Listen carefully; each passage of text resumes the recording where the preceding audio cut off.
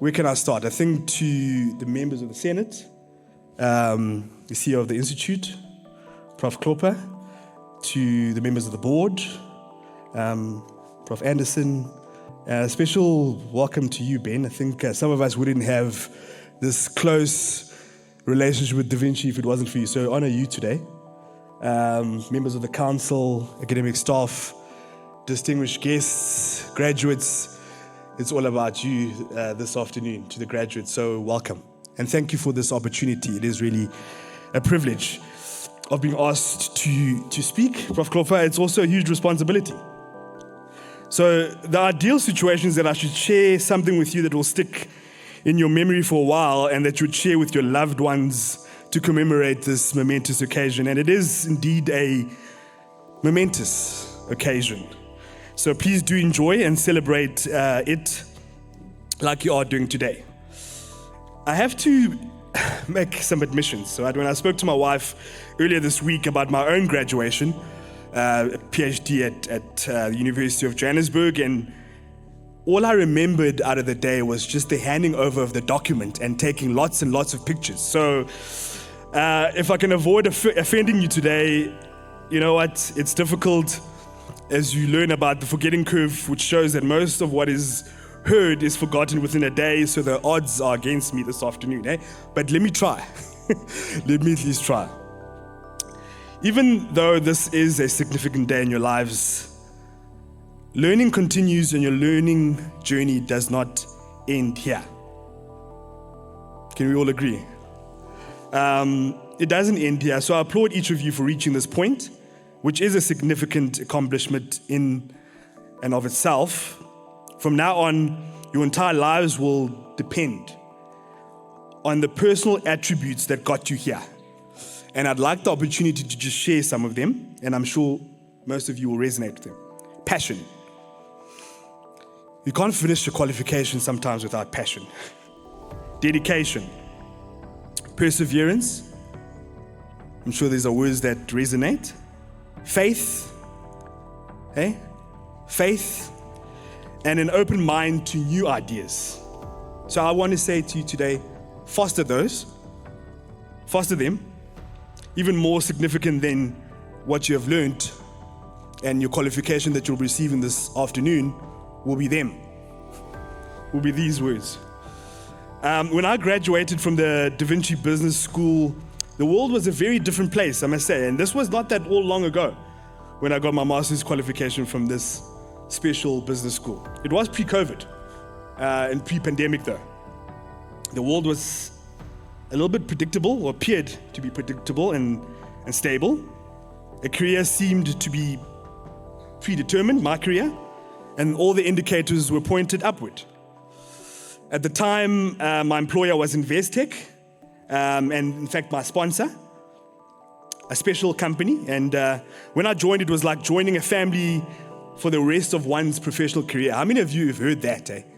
I mean, this is like unheard of nowadays, spending your whole career in one company. But I stayed there for more than a decade. And every action that the business took towards you was accompanied by a sense of commitment.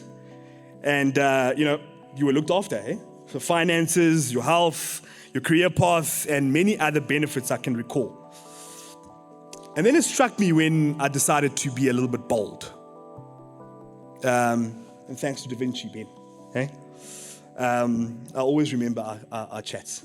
One of the greatest thinkers, I think, of the 20th century, Drucker, any of you know Peter Drucker, said that, and in fact he predicted a major shift in our society some 40 years ago. He showed that we were transitioning from a more comfortable and protective employee society to a more challenging and demanding entrepreneurial society. The economists, in fact, called him one of the greatest management thinkers of the 20th century. And I happen to agree. I think he was good. I certainly enjoyed some of his stuff and still do. So while from my perspective, this does not imply that everybody should be an entrepreneur, it does suggest that we should act, or at least try to act, with an entrepreneurial mindset, even when you are employed by someone. Who here is employed by someone? Hands. Many of you. It denotes a shift from a social construct to a commitment to a personal accountability. I want you to hear that carefully, because that is something that's desperately needed in our local context and in our beloved country. Personal accountability. And your companies may not necessarily give you that. Okay, if you are in that circle and you fail to think a little bit deeper. But is it something that should concern you? Is it something that you should be saddened about by this eventual disappearance, apparently, of this golden era? And I put that in inverted commas, golden era that corporations and certain public sector organizations worked so hard to create. To be honest, I don't think so, but we should prepare. Change has arrived. It's accelerating, and nobody's going to stop it. Okay, so Drucker was a master at getting to the point. Okay, and what is the point? You cannot manage change, but you must get ahead of it. First in your mind, then in your practice, and then finally in your life. You can't change the momentum and what is happening, especially in our country. Therefore, my message is not such a feel-good message this afternoon, I'm sorry. But rather one to encourage us all. Okay, there are many difficult and complex problems that we have inherited. Whether we like it or not, change is coming.